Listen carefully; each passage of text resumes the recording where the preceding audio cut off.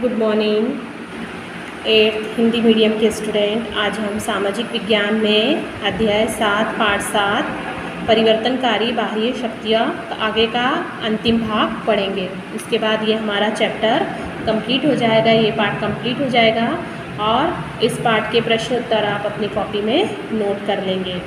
तो सब जो आखिरी पॉइंट था इसका हमारे पास वो क्या था, मृदा का निर्माण, कटान और संरक्षण। इसमें हम पढ़ेंगे कि मृदा जैव अजैव पदार्थों से बनी एक परिवर्तनशील उत्पादक यानी उर्वर पतली परत होती है जो भूपृष्ठ को ढके हुए हो। मृदा की परत वनस्पति के आवरण को बनाए रखने में मदद कर देती है और मानव जीवन और प्राचीन सभ्यताओं के विकास में भी ये सबसे महत्वपूर्ण भूमिका निभाती है, क्योंकि मनुष्य की जो सभ्यता है, संस्कृति है, वो कहाँ फलती फूलती है, मृदा पर ही, मतलब जमीन पर, धरती भूमि पर ही उसका जीवन यापन होता है।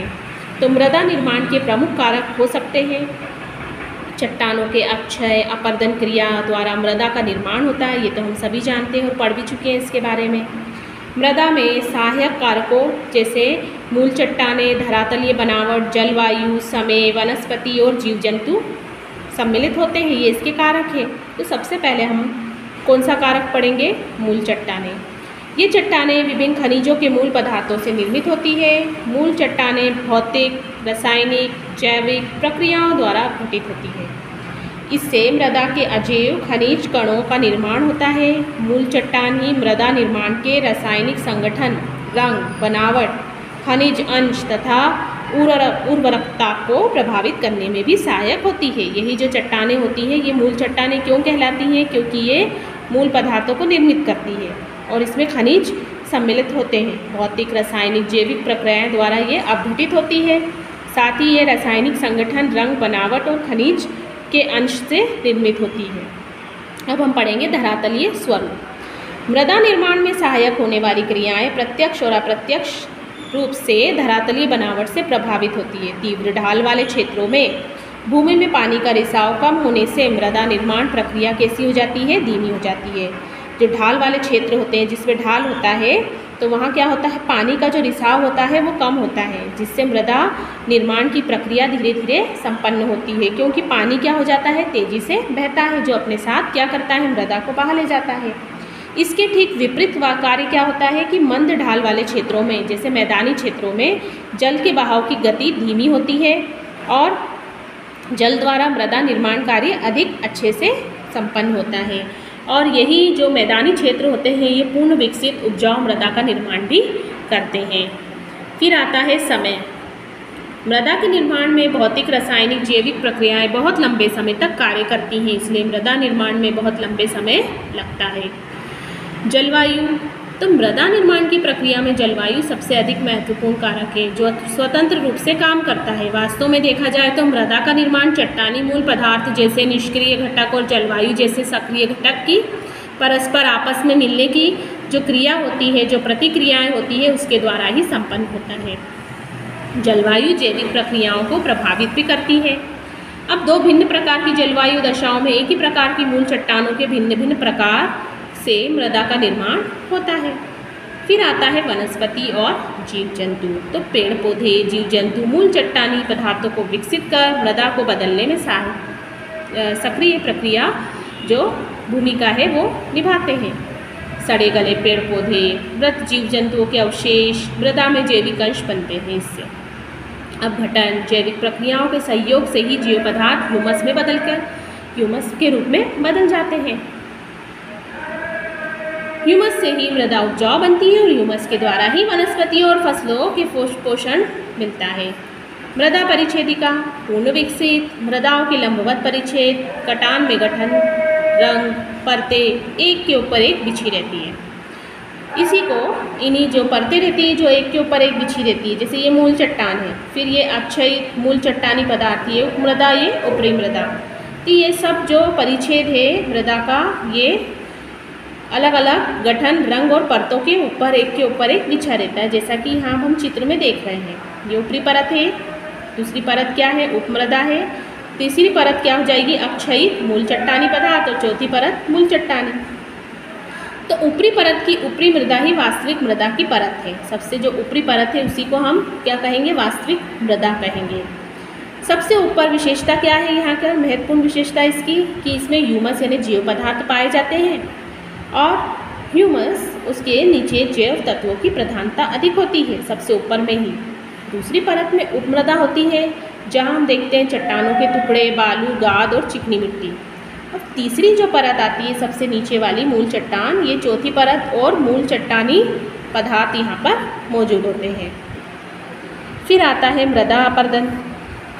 तो इसकी ऊपरी परत मानव के लिए अत्यंत महत्वपूर्ण और उपयोगी होती है। उपयोगी संसाधन होते हैं यहाँ पर। मनुष्य, जीव जंतु अपने सारे कार्यों के द्वारा ही मृदा के विनाश के कारण बनते हैं। और इसका कारण क्या है, इनके कारण क्या होता है, मृदा कट कट कर बह जाती है और अनुपयोगी हो जाती है, नष्ट हो जाती है। मृदा है पदार्थों के अत्यधिक विनाश और कटाव के कारण ही मृदा अपर्दन कहलाता है। लगातार जब इसका कटाव होता है और विनाश होता है तो इसी क्रिया को ही मृदा अपर्दन भी कहते हैं। ऊपरी परत क्या होती है, इसमें मृदा का जो आवरण होता है वो पूरी तरह से हटने लगता है और ये सब प्राकृतिक शक्तियाँ या मानवीय क्रियाओं द्वारा ही संभव होता है। अब इसके कारण क्या हो सकते हैं, इसकी सबसे बड़ी क्षति अपर्दन के कारण होती है मृदा की। जब भूमि से वनस्पति का आवरण हटने लगता है तो ऊपरी परत मृदा की क्या हो जाती है, ढीली पड़ जाती है और तेज वर्षा से वो उसके जो कण होते हैं वो बह जाते हैं, हवा के साथ कई बार तो उड़ भी जाते हैं। इसके अलावा क्या होता है कि पशुओं की अत्यधिक चराई यानी पशुओं को चराने से, वनों की अंधाधुंध कटाई के कारण मृदा का अपर्दन होता है। उर्वरकों का प्रयोग, कीटनाशक दवाइयों का प्रयोग, अनियंत्रित सिंचाई के कारण भी मृदा बेकार हो जाती है। मृदा संरक्षण के क्या उपाय हैं, अब ये पढ़ेंगे हम कि किस तरह से हम मृदा को बचा सकते हैं। सबसे पहली बात तो क्या है, मृदा मानव जीवन के लिए एक महत्वपूर्ण प्राकृतिक संसाधन है और यह विभिन्न प्रकार के जीवों का भरण पोषण भी करती है। विनाशकारी बाढ़ें मृदा अपर्दन के कारण ही आती है। फसलों के उत्पादन में रुकावट आती है। भूमि वनस्पति विहीन हो जाती है। संरक्षण आवश्यक है इसलिए इसका। अब इसके लिए कुछ विधियां अपनाई गई हैं, उन विधियों के बारे में हम पढ़ेंगे। सबसे पहली विधि आती है वनों का संरक्षण, यानी वनों की जो जड़ें होती है, वनों में जो वृक्ष होते हैं और वृक्षों की जो जड़ें होती है वो मृदा को बांध के रखती है, उसके पदार्थ को, उसकी जड़ों को बांध के रखती है, जो जड़ें होती हैं मृदा को। तो उससे क्या होता है, वृक्षों की जो सड़ी गली पत्तियाँ जो होती है वो मृदा को उपजाऊ बनाती जाती है और इससे क्या होता है, वनों का संरक्षण होता है और अत्यधिक वृक्ष वहाँ पर उगते हैं, जिससे आसपास का वातावरण भी कैसा रहता है, शुद्ध रहता है। और वन क्या है, वर्षा लाने का कार्य भी करते हैं। वृक्षारोपण हमें क्या करना चाहिए, नदी घाटियों, बंजर भूमियों, पर्वतीय ढालों पर वृक्ष लगाना चाहिए, जिससे हम मृदा संरक्षण का उपाय हम बन सकते हैं। मरुस्थलों के विस्तार को रोकना चाहिए, मरुस्थल बनने से रोकना चाहिए। मरुस्थल कब बनता है, जब पेड़ों की अंधाधुंध कटाई होती है और भूमि अनउपजाऊ हो जाती है। भूमि उद्धार के लिए सबसे पहले क्या करना चाहिए, जल द्वारा बनी उबड़ खाबड़ भूमियों को समतल बनाकर मृदा अपर्दन को रोकना चाहिए।